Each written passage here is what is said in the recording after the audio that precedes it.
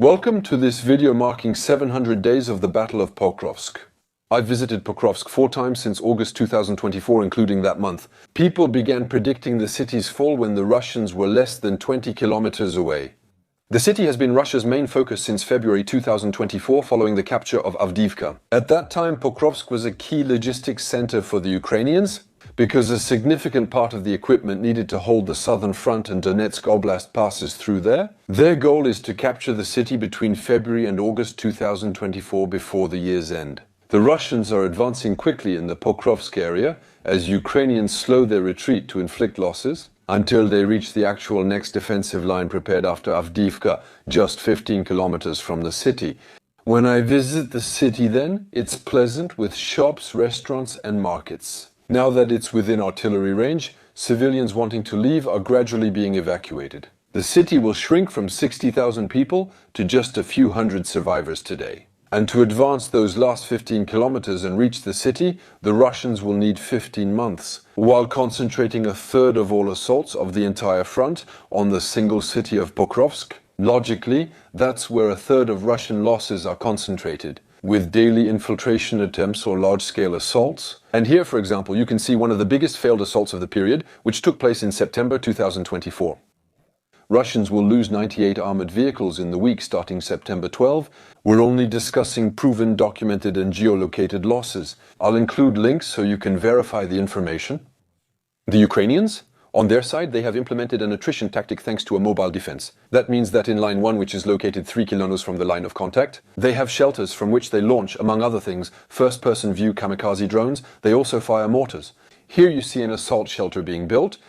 Then, 3 to 5 kilometers away, they have tanks and the start of artillery. This lets them strike Russian attacks over 15 kilometers before they reach the contact line. This method has greatly slowed the Russian advance, now limited to a few square kilometers per month in the Pokrovsk area since September. And so, the goal of this Ukrainian attrition method is to make sure that no armored vehicles, no Russian soldiers can reach the zero line. On the contact line, there are just small shelters and trenches with men armed with Kalashnikovs and anti-tank 4S. So, the Russians are still making slow progress until the end of 2024, thanks to a large number of major assaults that bring together many armored vehicles. This causes huge losses for the Russians, but they don't give up. That's it. The lesson from Avdiivka as well is that despite the losses, they keep sending people and deploying troops. And so the first assaults inside the administrative limits of the city took place in October. Here you see armored vehicles destroyed by first-person view kamikaze drones, a daily occurrence. Since each square kilometer gained costs an armored vehicle, Russia is now launching near-suicidal assaults. On motorcycles, on ATVs or on foot, this leads to more human losses but fewer material losses which Russia lacks, while its human resources seem nearly unlimited. It's a bit unusable, just like a shell, and so the Russians send a huge number of people, so this method allows a greater number of men to reach the contact line. Ukrainians lack enough first-person view kamikaze drone pilots to handle all these targets simultaneously. But if we look at the number of confirmed losses by the end of 2024, we can already count more than 1,800 Russian armored vehicles lost, including 539 tanks and 1,000 troop transports. Here's a month-by-month map of geolocated losses in the Pokrovsk area during this period. And once again, the sources are in the comments with these Excel files, with links to each destruction proven by images. For comparison, by the end of 2024, Russia has lost more armored vehicles in the Pokrovsk area alone than the German Nazi army lost in the entire Battle of Stalingrad. So, on the human side, obviously it's even worse, and the number of proven losses is harder to define. To find each corpse, here for instance is a rare gunfire exchange between humans. We're also seeing more assaults using civilian vehicles, such as the Lada attack in December 2024. It's a method that will obviously cause even more human casualties, except that they're no longer counted among Russian military losses since it's civilian equipment. So, the Ukrainians say they're inflicting about 300 losses per day on the Russians in the area. Is that exaggerated? But we shouldn't forget analysts like Andriy Perpetua. He manages to prove with images the deaths of 150 Russian soldiers per day, including lists that link to video sources each time. So, this area alone accounts for 300 daily losses, dead, wounded and missing, which is a third of all assaults. Well, in the end, it's not something that's unbelievable given the overall losses across the entire front. But for the Russians, the situation will get even worse starting in mid-January with the arrival of the 155th Brigade, or the Handekev Brigade, which is trained and equipped by France. With in particular about 20 Caesar cannons, AMX-10 RCs, Véhicules de l'Avant blindés armored personnel carriers, as well as about 20 Leopard tanks provided by the Germans and the Spaniards. Refer to the videos I made in the area. The arrival of this equipment will change everything, as I said. Ukrainian drones give visibility in depth for about 30 kilometers before the line of contact. This gives Ukrainians an advantage by letting them see the enemy coming. Now that Ukrainians have Caesar cannons, which fire much farther than previous weapons, Russian assault attempts are now being addressed. Over 25 kilometers from the contact line, Leopard tanks can strike targets up to 7 kilometers deep while remaining on the front line. And finally, the proportion of Russian forces that needs to be dealt with by FPVs from 5 kilometers away is even lower than before. Russian assaults are even less effective, and this approach stops force concentration or large-scale attacks. In January 2025 alone, Ukrainians reported causing 15,000 casualties, including 7,000 killed near the city. And it must be said that we actually have hundreds of videos of Russians being killed during their assaults, as well as attacks on the Russian supply line, like on this ammunition truck, and an ever smaller proportion of armored vehicles and troop transports being used, even though, of course, there are still a few. So, this high level of losses for the Russians, is it a change in tactics? From mid-January, after the Anne of Kiev Brigade arrived, Russian progress stopped. With the front blocked, large mechanized offensives will gradually be abandoned. Russian assaults will increasingly use fast individual vehicles like motocross bikes, ATVs and pickups. In this video, we're inside a small Russian all-terrain vehicle seeing dozens of wrecked vehicles along the supply routes. They're saved because the Ukrainian kamikaze drone that hits their vehicles doesn't explode. Ultimately, it's mainly foot soldiers sent to die, as shown in this February 2025 video. And in the end, this method obviously causes even greater losses on the Russian side. And that's exactly the Ukrainian objective, to stay hidden as long as possible and make the Russians suffer as much as possible, before retreating and laying traps and mines everywhere for them. Let's be clear, Ukrainian losses are also significant, mostly occurring during personnel rotations. When they go to the front, like here, in this group of Ukrainians, or with these fiber optic drones, like on this tank over 5 kilometers from the front, or even to Pokrovsk, as shown in this video from early 2025, though that's much rarer. The Russians also use many glide bombs on the city. With low accuracy, they can still destroy villages or buildings, even if landing hundreds of meters away. That's it. The big difference is that the Ukrainians just have to stay entrenched. The Russians have also left. They're entrenched too. There are losses in these small strongholds, or little bunkers as they're called. But the one who dies the most is obviously the one who has to leave his trench and lead the assaults. And that's why Russian losses are much, much higher than those observed on the Ukrainian side. In December 2024, while in the area, I observed a headquarters coordinating artillery and drone operations.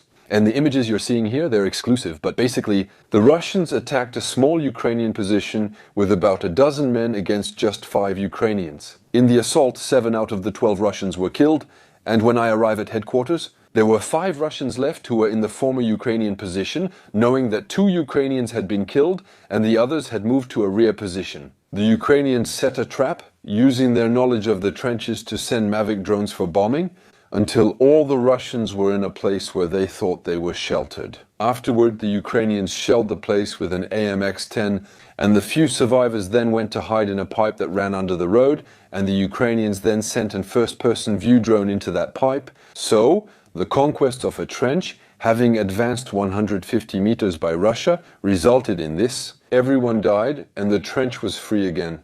And the Ukrainians were able to take it back the following year, knowing there was no longer any defense inside. The Ukrainians told me several times their main fear was having more targets than they could handle. Of pilots and first-person view kamikaze drones to send, since a pilot can only launch one first-person view. What do you do when you have 40 targets, 3 pilots, and just 3 or 4 kilometers to destroy them? It means there were so many Russians arriving at the contact line or line 0 that they couldn't be reduced.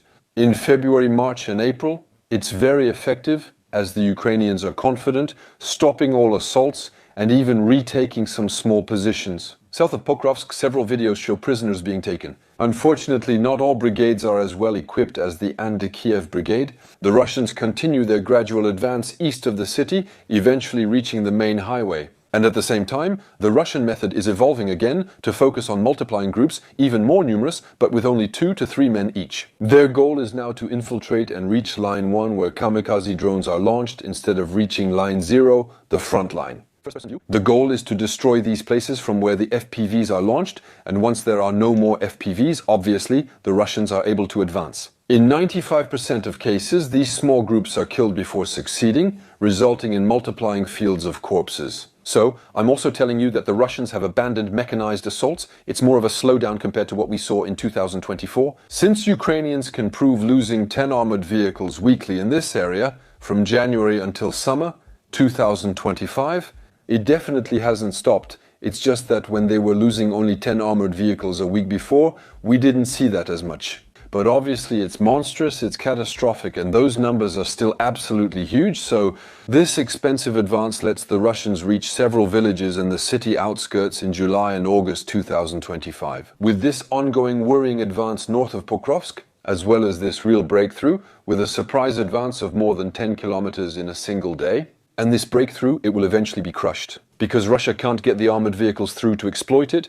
nor even any equipment to allow this advance to hold. This will result in the loss of several hundred Russian soldiers, including more than 100 who were taken prisoner. Featuring many images of their surrenders, at the end of August, the Russians finally reach the city district, while their supply lines are systematically crushed, especially with deadly French glide bombs, which the Ukrainians receive at a rate of about 100 each month. Meanwhile, on their side, the Ukrainians also have their supply lines regularly targeted. Mines launched over long distances onto roads also obviously impact civilians, or with kamikaze drones as we now commonly see.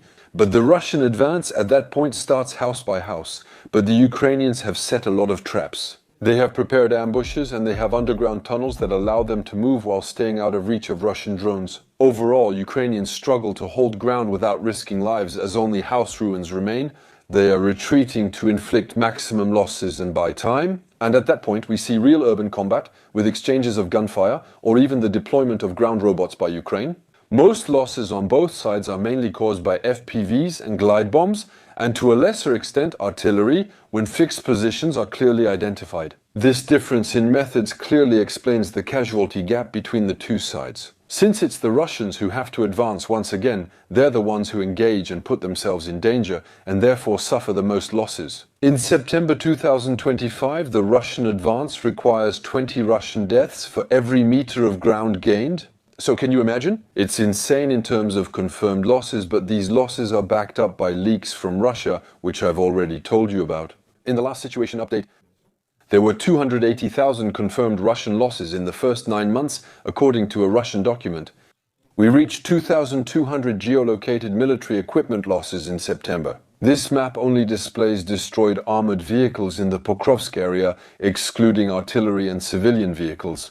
At the end of October 2025, Russia occupies 2/3 of the ruins of the city, and they take advantage of bad weather, with a lot of fog, to move forward without being detected with their logistics. So, whose system works better? And by the way, it's the same for the Ukrainians, who are much better supplied at that point, and yet the Russians still managed to launch more effective assaults. And at that point, it almost completely turned around. Because the entire pocket to the east of the city is then on the verge of being encircled from the north, with that supply line being completely cut off at the very end of October. So I was there, right at that moment. I was in Kramatorsk, just a few dozen kilometers away, with units that were directly engaged on that front. And so I was with their colleagues who were explaining the situation to me, and they told me that in reality there was a risk of losing up to 1,000 or 1,500 Ukrainians, not counting the few dozen civilians who stayed in the area. There were 1,000 to 1,500 soldiers in that pocket, causing serious concern. They were only being supported by air, with Baba Yaga, those big drones that can carry up to 40 kilos of payload. I personally filmed this video in the Siversk area, when I spent time with the operators of these giant drones who handle the mining logistics themselves and so on. There was also support from glide bombs, ground-to-ground missiles like the MS Attack and HIMARS, as well as first-person view drones, which are launched from outside the pocket and still help them hold on.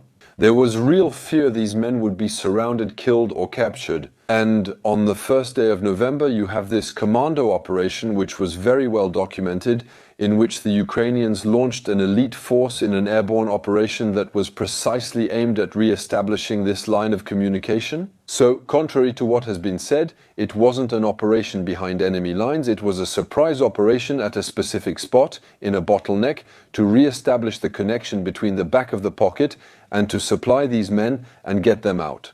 And these commandos did an outstanding job with very impressive footage where they are facing the Russians. After the commandos secure the area, conventional troops can move in and take positions. And this allows Syrskyi to announce a week after this assault that the supply and communication lines have been restored all the way to the back of the pocket. There was no cauldron, contrary to what some wished, believed, or had predicted. I know this operation faced heavy criticism due to effective Russian disinformation. They convinced people it was a suicide attack and the victims died for nothing. It's one of the greatest successes of that period. It was actually a tactical, operational, and strategic success to prevent that pocket from collapsing. And then, by the way, the Russians will announce that they've taken the city on November 7th, even though that's still not the case. We still have images of urban fighting in Pokrovsk. This allowed most of the surrounded men to be saved, and who ultimately held out long enough to still inflict significant losses on the Russians. And so, you see here this withdrawal happening gradually, starting from the back of the pocket with a progressive retreat without it collapsing on the sides. This clearly proves that the Ukrainians are retreating in a coordinated and organized manner, and a retreat we know how difficult and dangerous it is. Here, the Ukrainians are succeeding without retreating north through the narrow passage, even though that's where the Russians are concentrating the majority of their assaults. So, obviously there will be prisoners, there are obviously losses, probably more than 100, and you have to imagine what hell it is for the Ukrainians. Listen to this video. I'll leave a few seconds with the sound so you can hear the Russian first-person view kamikaze drones. The sky is really saturated on both sides. There's also an image that has gone around the world and deserves our attention. This is the Russian army entering Pokrovsk. And you can see here that we have groups of fighters who look more like Islamic State of Iraq and Syria than what is said to be the world's second army. With movements in civilian cars, on motorcycles, on foot, with mismatched uniforms, and in any case, it's the end of December and the city of Pokrovsk still hasn't fallen, despite the Russian announcement. It's similar to Toretsk, which Russia claimed to capture last February, or Chasiv Yar, just 6.5 kilometers west of Bakhmut, which they said they took in July, or like Kupiansk, which they lost again after claiming its capture in November. And in the end, these different stronghold cities can hold out for months and months, or even years. After the Russians announced their fall, the Ukrainians did not collapse. They retreated in a coordinated manner, reducing their losses and maximizing the damage caused to Russia. And here we have to respond to Russian propaganda, right? The fall of Pokrovsk, which was announced and expected, and which I have been repeating for quite some time, is absolutely not a catastrophe for the Ukrainians. Since the city is no longer the strategic logistical hub it once was, it no longer supplies the entire front. Now, it's a terminus, and so the end of this terminus doesn't mean there's any problem with the rest. It's a pile of ruins that has been emptied of its inhabitants. It has no strategic, economic, or political value. The loss of this city is clearly symbolic and always saddens Ukrainians. It's always a national tragedy to see this city destroyed and the Russians moving on to the next, but it won't have any more consequences than the loss of Bakhmut, Davdivka, or Vuhledar. Every time they called it the collapse of the front. This time too, I was there. The defenses behind Pokrovsk are infinitely better built and stronger than those that were in front of Pokrovsk. Now, the Russians will gain a few hundred square kilometers each month for a couple of months, until they reach the next line, which is really much, much stronger. Here is footage I filmed during my last trip, which is just the tip of the iceberg. And then, if we take a step back, we shouldn't forget that it took the Russians almost 4 years to go from the city of Donetsk to the city of Davdivka, whereas that's a distance a hiker would normally cover in a day, so it's really very little progress in 4 years. Pokrovsk was a city comparable in size to New York in France, highlighting how large New York is. Objectively, it may not be worth bragging about conquering something after destroying it for over a year and a half. I think the best conclusion to this battle comes from Russian General Leonid Ivachov, the former Russian Army Chief of Staff. And I quote him, "The fact that we have made progress somewhere near Pokrovsk is only a tactical success. We have no success at the tactical operational level or at the strategic level, and we have suffered defeat in all other areas. And for the coming months, Now we can expect other stronghold cities that have been fortresses for months to fall as well. I'm thinking of Chasivya, kilometers west of Bakhmut and still holding on, and also of Toretsk. There are many cities where you can clearly sense that the Ukrainians are at the end of this defense and will eventually have to fall back to the next line. That's why in the coming months we'll see more significant Russian advances. That doesn't mean the front is collapsing, it means the Ukrainians are going to make the Russians suffer, then retreat to the next line of defense and the one after that. Obviously, it's the large cities, Slovyansk, Krasnoyarsk, Kramatorsk, where the defenses are unmatched compared to anything else in the Donbass. And so there, obviously, in my opinion, those will be the major battles of the year, 2026, and that's where the Ukrainians will have to manage to attack the Russians. Because the Battle of Kramatorsk, which in my opinion will take place at the end of 2026, if the progress the Russians are making is at the same level as what we've seen in the past, well, this battle will be the mother of all battles. If the Russians haven't collapsed economically before then, that's when there will really be the possibility and the obligation for the Ukrainians to stop them. If the Ukrainians can't stop the Russians at Kramatorsk, the Russians will keep going and might even take cities like Kharkiv. There are real concerns about the next lines of defense, which I haven't seen to be as intensive or strong as those up front, Kramatorsk. So that's really the main point. I think that in the coming months, preparing for the Battle of Kramatorsk and holding the city of Kramatorsk, where I unfortunately spent a few rather difficult days, honestly, the city is in an absolutely dire state. I visited in early November, and the city is unrecognizable from what I knew 2.5 years ago. Unfortunately, civilians remain there, but it's a city preparing for future attacks, with glide bombs dropping nightly. Kamikaze drones chased me in the city, exploding just dozens of meters away. I was with other Frenchmen who joined the brigades to fight. That's it. Obviously, those are the prospects we can expect, and they're almost guaranteed. That's why Ukraine's goal is to keep developing its long-range missiles, the Flamingo, FP1 and Beaver, letting them target the Russian economy, because it's through the destruction of its economy that Russia will be forced to stop its attempts at invasion, annexation, and obviously the destruction of Ukraine. Now more than ever, remember, you can save lives. My last trip enabled us to bring an armored ambulance there. You funded much of these ambulances with help from the YouTube channel. They'll save friends in the field. It also made it possible to buy detection systems, Russian drones, electric generators, both for civilians and for the military. So every euro really counts.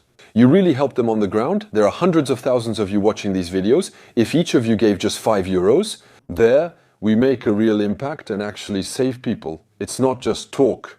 The 10 stab nets that you provided, funded by the channel, you financed 8 of them and I financed 2. More than 15,000 Ukrainian soldiers have gone through it. And so, on my side, I kept preparing the videos from this last trip. It will take a few days, maybe a few weeks, to go through these videos and secure them before I can publish them. But it was incredible. I now have a unique opportunity for ultra-privileged access and direct contact with all combat units along the front.